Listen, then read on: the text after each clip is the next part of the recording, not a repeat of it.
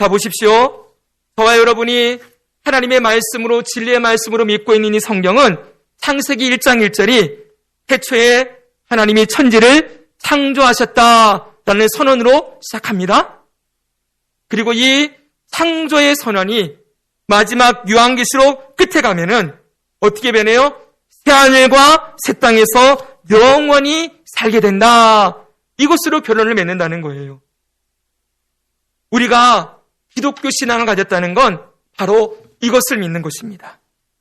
하나님이 창조주이시고 그분이 모든 만물의 주권자이신데 그 하나님께서 예수님을 믿는 자들을 구원하셔서 새하늘과 새 땅, 거기서 영원토록 살게 하신다.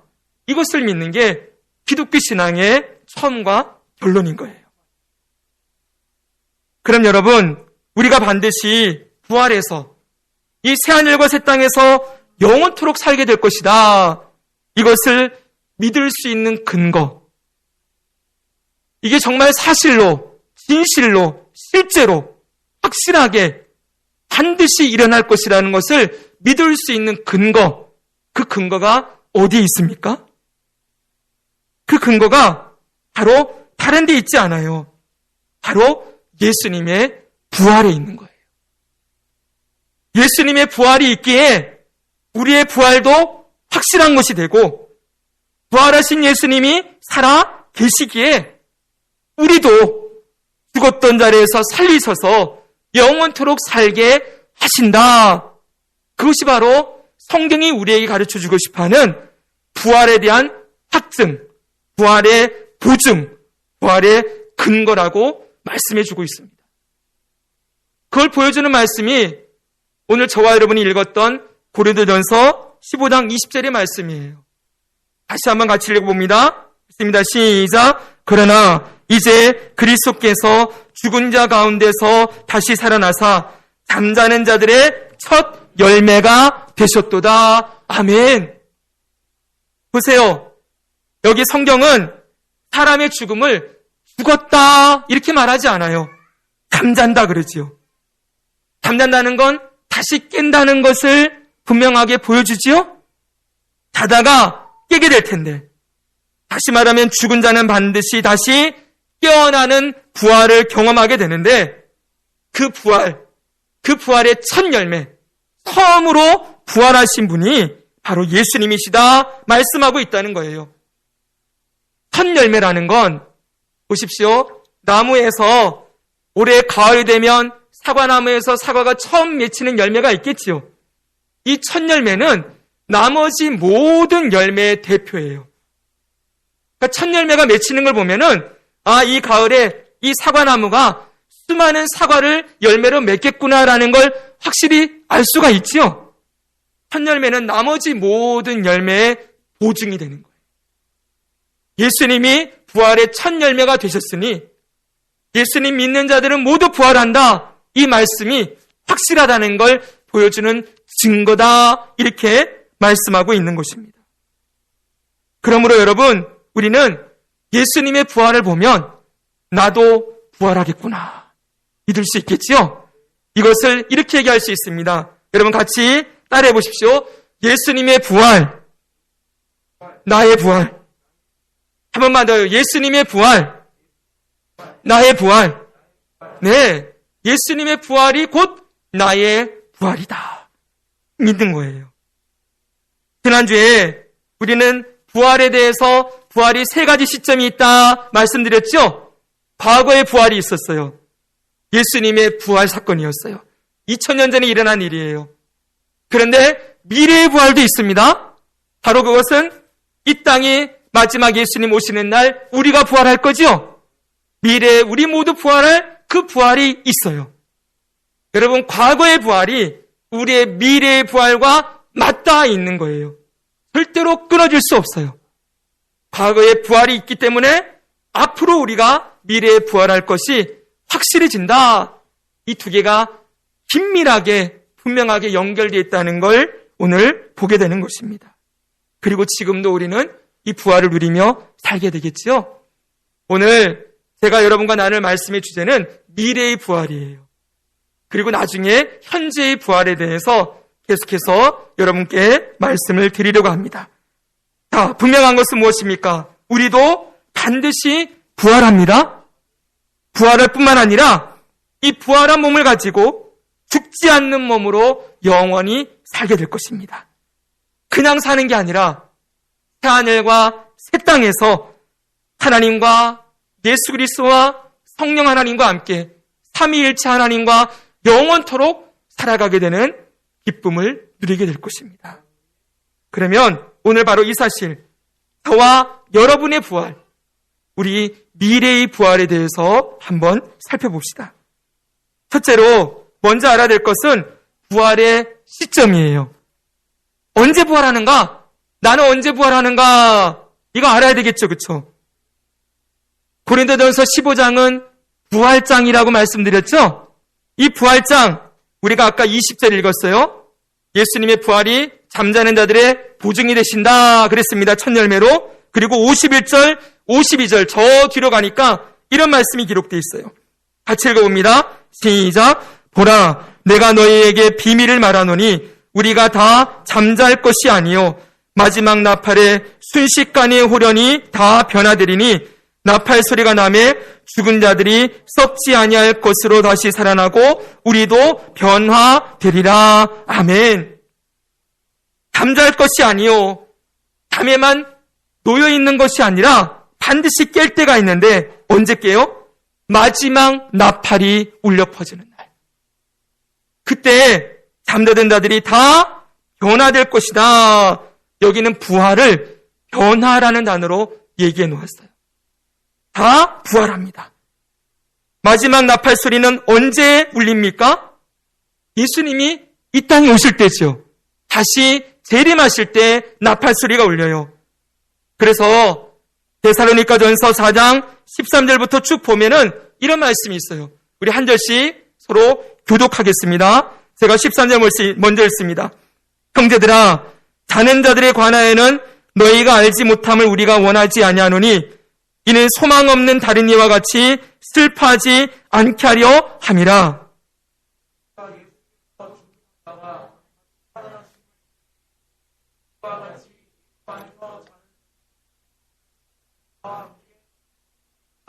16절입니다. 주께서 호령과 천사장의 소리와 하나님의 나팔 소리로 친히 하늘로부터 강림하시리니 그리스도 안에서 죽은 자들이 먼저 일어나고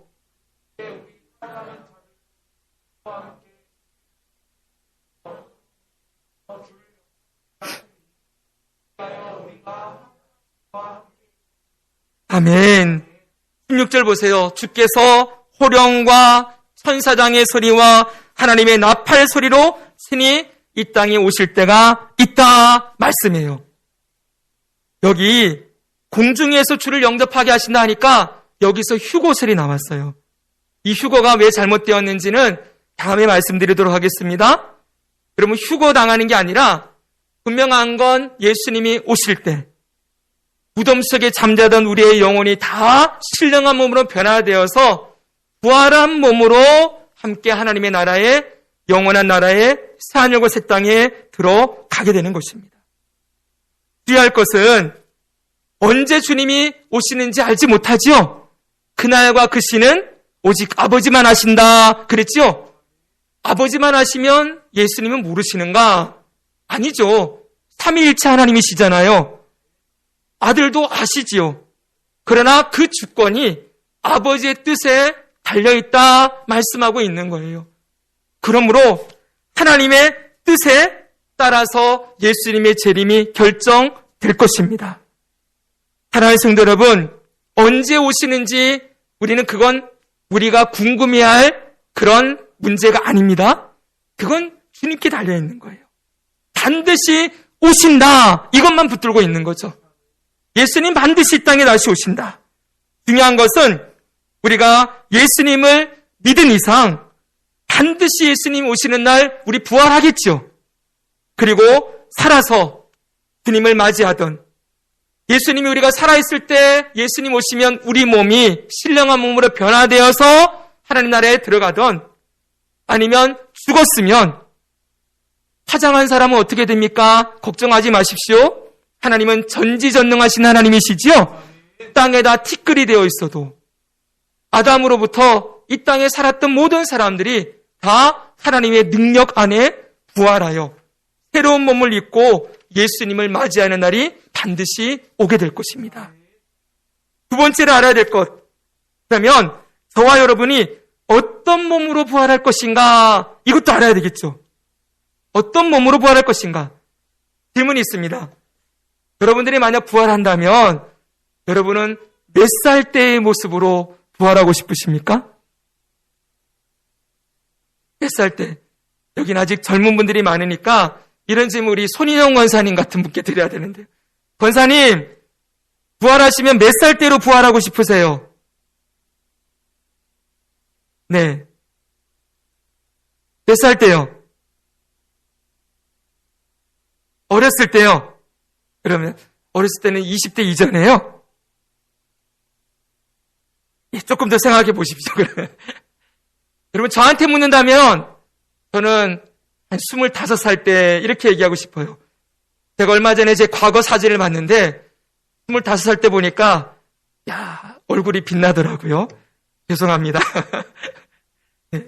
그때가 제 인생의 가장 꽃피는 시기, 가장 아름다운 시기. 여성분들은 어떠세요? 몇 살 때로 가고 싶으세요? 이것도 학자들이 논란을 일으켜요. 몇 살 때로 부활할 거냐? 그랬더니 20대로, 30대로. 왜냐하면 가장 아름다운 모습으로 부활하는 거니까.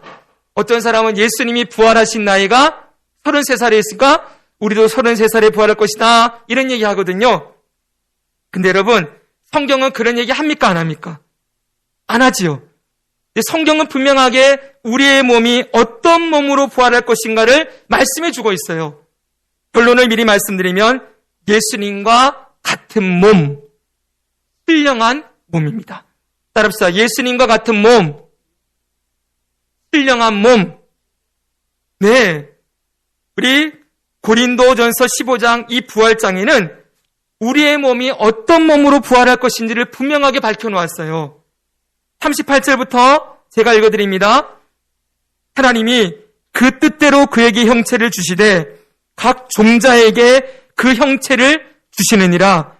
육체는 다 같은 육체가 아니니 하나는 사람의 육체, 하나는 짐승의 육체, 하나는 새의 육체, 하나는 물고기의 육체라. 다 똑같은 물질로 이루어진, 흙으로 지어진 존재이지만 다 다르죠, 그렇죠? 각 몸마다 다르대요. 근데 그 다음 40절 보세요. 하늘에 속한 형체도 있고 땅에 속한 형체도 있으니, 하늘에 속한 것의 영광이 따로 있고 땅에 속한 것의 영광이 따로 있으니, 해의 영광이 다르고 달의 영광이 다르며 별의 영광도 다른데 별과 별의 영광이 다르도다. 아멘. 똑같은 물질인 것 같지만 다 다른 영광과 가치와 형체로 이루어졌다는 거예요. 그러면서 이어서 여러분 42절에 이렇게 말씀해 주고 있습니다. 한 절씩 이것도 교독해 보겠습니다. 죽은 자의 부활도 그와 같으니 썩을 것으로 심고 썩지 아니할 것으로 다시 살아나며,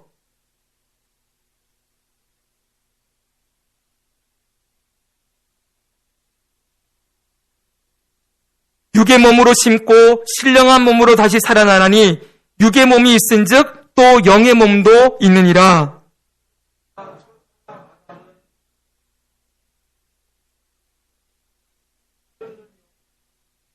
그러나 먼저는 신령한 사람이 아니요 육의 사람이요 그 다음에 신령한 사람이니라. 잠깐 보세요. 첫사람 아담은 흙에서 태어난 사람이죠. 육의 사람이라는 거예요. 근데 그 다음 마지막 아담이라 그랬어요. 마지막 아담은 누굴까요? 예수 그리스도. 그 예수님은 어떤 분이래요? 신령한 사람이다, 이렇게 말씀하고 있어요. 그러면서 6절, 7절이죠. 첫사람은 제가 읽어드립니다. 첫사람은 땅에서 났으니 흙에 속한 자이거니와 둘째 사람은 하늘에서 나셨느니라. 땅에서 난 아담이 있고 하늘에서 태어나신 이 땅에 오신 예수님이 계시다는 거예요.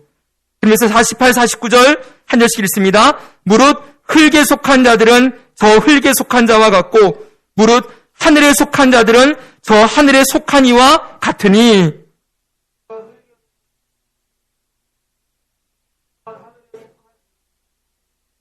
아멘. 이걸 정리하면은 이렇게 됩니다. 보십시오. 썩을 것이 어떤 걸 입어요? 썩지 아니할 것.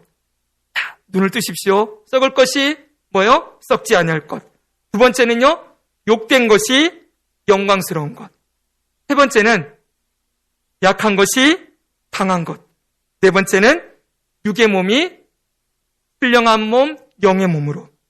다섯 번째는 흙에 속한 자가 하늘에 속한 자로. 여섯 번째는 죽을 것이 죽지 아니하는 것. 바로 이 뒤에 나와 있는 이 부분이 바로 예수님이 입으신 몸이었고 저와 여러분이 입게 될 새로운 몸이라고 말씀해주고 있는 것입니다. 마지막 49절 다시 보세요. 우리는 처음 아담에게 속해서 흙에 속한 자의 몸을 입고 이 땅을 살아갑니다. 이 몸은 반드시 죽게 돼 있어요. 그러나 부활한 몸은 하늘에 속한 이 곧 예수 그리스도의 몸을 입게 된다고 말씀합니다. 이것이 바로 53절에 보면은 이 썩을 것이 반드시 썩지 아니할 것을 입겠고 이 죽을 것이 죽지 아니함을 입으리로다. 아멘. 이렇게 말씀해요. 한마디로 저와 여러분의 몸도 예수님의 몸과 동일한 몸으로 신령한 몸으로 변화되는 것이죠. 우리가 신령한 몸으로 변화된다고 할 때 주의할 게 있어요. 아까 전에 제자들이 부활하신 예수님을 영으로 생각했다 그랬죠? 많은 사람들이 신령한 몸을 육체가 없는 비육체적인 몸, 비육체적 혹은 영혼만 존재하는 몸으로 생각한다는 거예요. 예수님의 제자들이 예수님 부활을 믿지 못하고 영혼이 나타난 것이라고 생각했던 것처럼 생각하면 안 됩니다. 부활하신 예수님 분명히 몸의 형체만 가진 게 아니라 만질 수 있고 볼 수 있고 음식도 드셨어요. 비록 시공간을 뛰어넘고 죽지 않는 몸이지만 이전의 몸과 이후의 몸이 동일한 몸이죠. 그렇죠? 분명한 이 육체가 있는 몸으로 부활하셨다는 거지요. 우리도 여러분 똑같을 거예요. 우리 천국 가면 우리가 부활하면은 여러분 김태환 목사가 다른 모습으로 변화되어 있을까요? 여러분 저를 알아보실 수 있을까요? 없을까요? 알아볼 거예요. 저도 여러분들 알아볼까요? 알아보지요.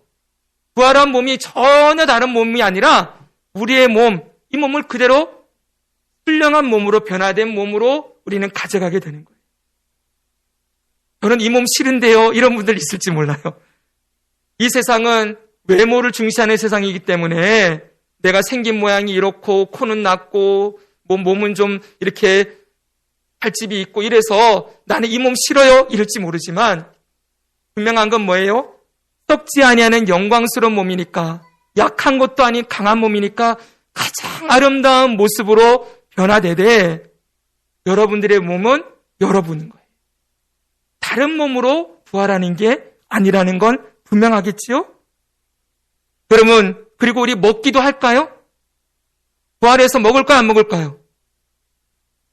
요한계시록 보니까 생명나무 과실을 먹고 산다 그랬어요.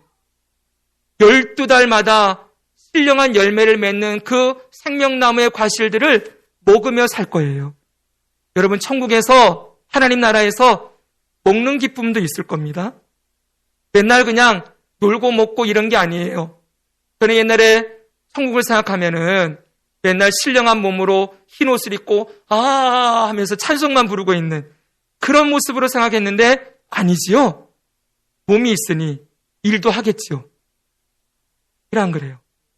제가 이상한 소리 합니까? 일도 하고 이 몸으로 서로를 만질 수도 있고 서로 안아줄 수도 있고 서로 격려하면서 함께 새로운 몸으로 살아가는 게 새하늘과 새 땅에서 누리게 되는 부활의 영광인 거예요. 이건 여러분 성경이 더 말하지 않기 때문에 이 부활은 신비입니다. 다 알 수는 없어요. 우리의 지식으로 분명하게 이해할 수 없는 부분이 너무 많습니다. 그러나 이 몸으로 서로 만질 수도 있고 안을 수도 있고 서로 알아보기도 하고 이 몸으로 일도 하고 예배도 드리고 이 땅에서 육체로 하던 일 하게 될 거라고 저는 생각해요. 근데 다른 게 있지요. 핵심은 무엇입니까? 두 가지를 정리할 수 있습니다. 신령한 몸의 핵심은 이제는 새로운 생명으로 영원히 죽지 않는 생명이 역사하는 몸이 된다는 거예요. 이게 무슨 말이냐? 지금 이 땅에서는 우리는 물과 음식을 먹어야만 생명이 유지되지요. 그렇죠, 여러분? 네, 그렇지만 우리는 지금 물과 음식을 먹어서 에너지를 생성하고 새로운 세포들이 매일 생성되어서 노화된 세포들을 대체해야 생명이 유지가 되고 그렇게 살아가지만 부활한 몸은 그렇게 생명이 유지되는 몸이 아니라는 거예요. 부활한 몸은 하나님의 생명이 에너지가 되어서 영원을 살아갈 수 있도록 그 생명을 유지시켜주는 그런 몸이 될 거라는 거예요. 이건 다 이해하지 못하겠죠. 분명한 건 하나님의 생명으로 영원히 사는 몸이다.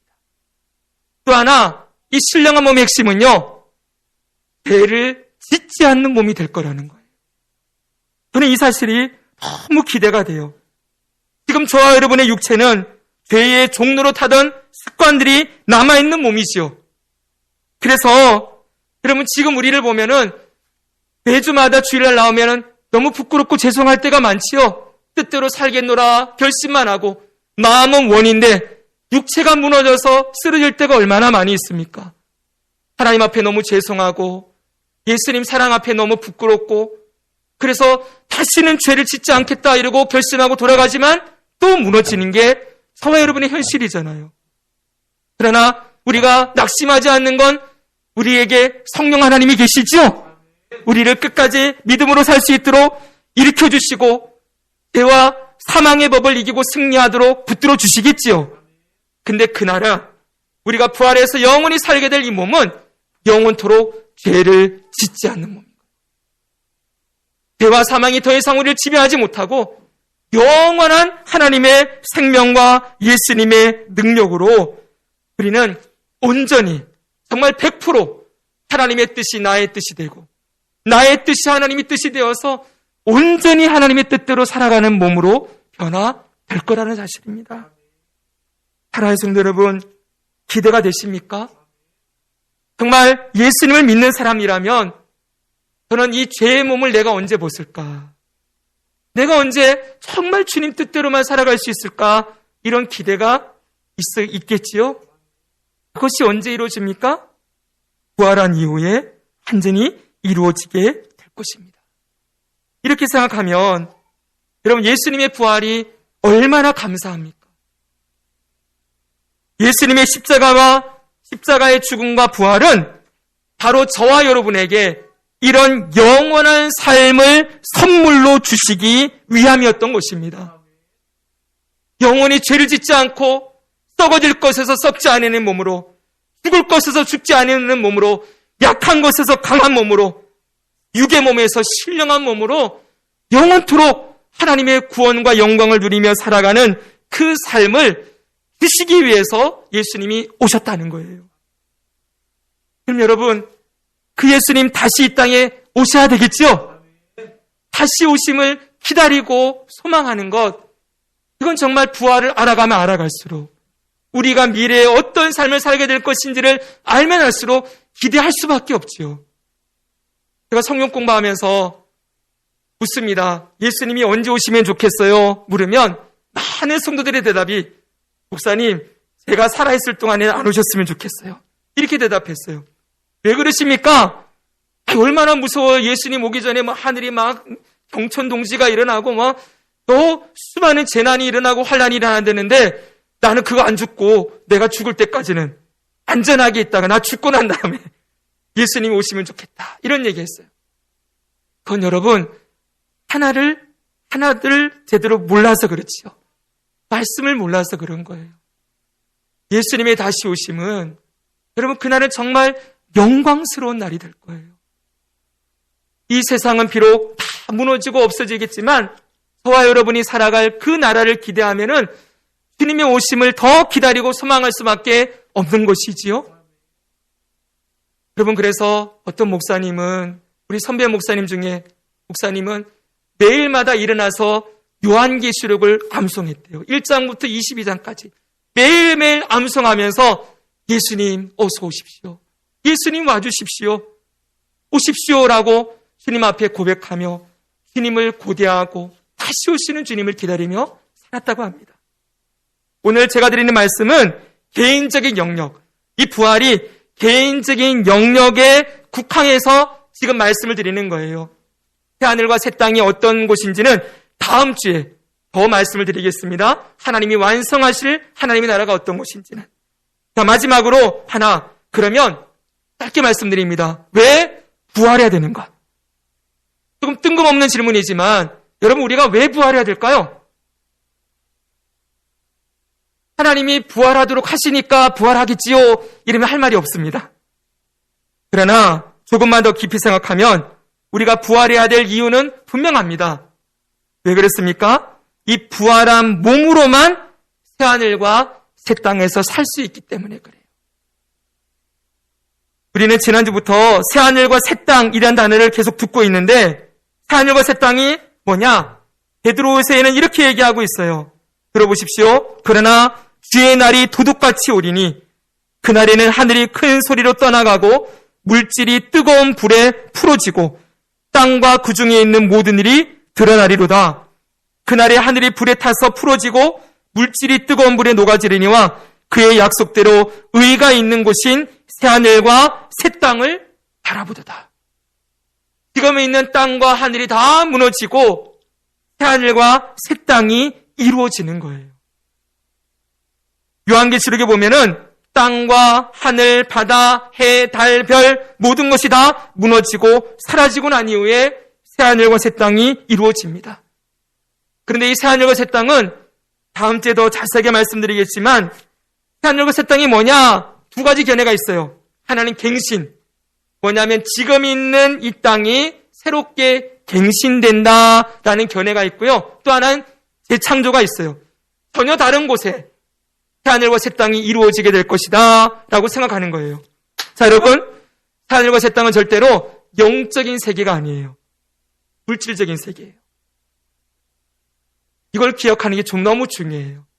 그냥 저기 어디 우주 어딘가에, 아니면 눈에 안 보이는 어떤 세계, 다른 종교의 세계에는 극락 뭐 이런 게 있는 게 아니에요. 새하늘과 새 땅은 반드시 우리의 눈에 보여지고 만져지고 거기서 부활한 몸을 입고 걷고 뛰며 그렇게 살아가게 되는 땅이라는 거예요.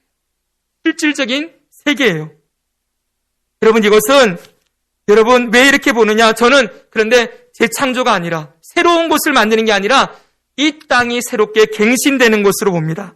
왜냐하면 21장에 보니까 요한계시록에 이런 말씀이 있기 때문에 그래요.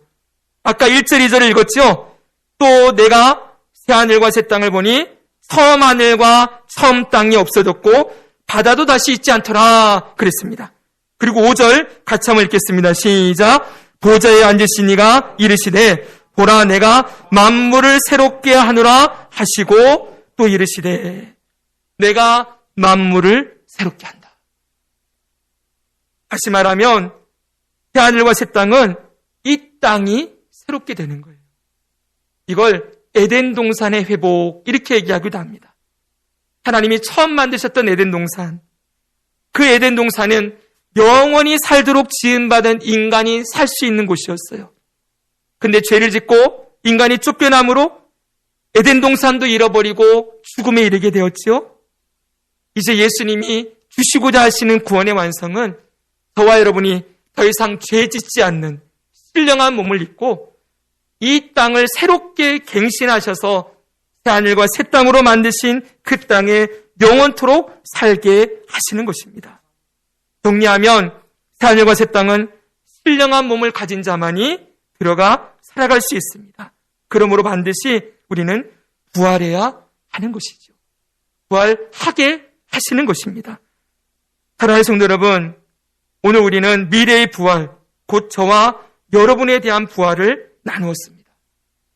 다시 한번 고린도전서 15장 20절부터 읽어보겠습니다. 그러나 시작. 그러나 이제 그리스도께서 죽은 자 가운데서 다시 살아나사 잠자는 자들의 첫 열매가 되셨도다. 사망이 한 사람으로 말미암았으니 죽은 자의 부활도 한 사람으로 말미암는도다. 아담 안에서 모든 사람이 죽은 것 같이 그리스도 안에서 모든 사람이 삶을 얻으리라. 아멘. 아담 안에서 모든 사람이 죽은 것 같이 예수 그리스도 안에서 모든 사람이 삶을 얻으리라. 예수님이 이 땅에 오신 이유, 그분이 십자가를 지시고 죽으신 이유, 예수님이 무덤을 이기시고 부활하신 이유가 다 여기에 담겨 있는 거예요. 사망과 죽음 가운데 놓여있던 저와 여러분에게 새 생명을 주시고 그리스도 안에서 영원토록 살아가는 삶을 주시는 것이 예수님이 우리에게 주고 싶어하는 구원의 선물인 것입니다. 잊지 마십시오. 오늘 저와 여러분은, 여기 있는 저와 여러분은 이 선물을 공짜로 받았죠? 우리는 행한 것도 없고 자격이나 조건도 없는데 하나님이 우리를 불러주시고 예수님이 십자가의 보혈을 우리에게 적용시켜 주셔서 성령 하나님 안에 거듭나게 하시는 구원을 선물로 받았어요. 여러분, 그 선물이 영원토록 이어지는 새하늘과 새 땅에서의 삶이라는 것, 여러분 기대하시기 바랍니다. 그것을 기다리며 소망하며 믿음을 지키고 끝까지 사는 거예요. 그래서 히브리서에 보면 믿음의 사람들이 더 좋은 부활을 얻고자 고난 중에도 믿음을 지켰다, 이렇게 말씀하고 있습니다. 사랑하는 성도 여러분, 우리 끝까지 믿음을 지키며 더 좋은 부활, 생명의 부활로 나아가는 그러한 은혜를 누리는 저와 여러분 되기를 주님의 이름으로 축원합니다. 아멘. 기도하겠습니다. 살아계신 하나님, 고맙습니다. 예수 그리스도께서 우리를 위하여 죽으시고 부활하셔서 영원한 하나님의 나라, 새하늘과 새 땅에서 영원토록 살아가는 생명을 선물로 주시니 감사드립니다. 우리가 받은 은혜가 얼마나 크고 놀라운 것인지를 늘 기억하고 나를 위해 죽으시고 부활하신 예수님을 날마다 바라보며 더 사랑하며 주의 말씀에 순종하며 믿음으로 살게 해 주옵소서. 예수님의 이름으로 기도드립니다. 아멘.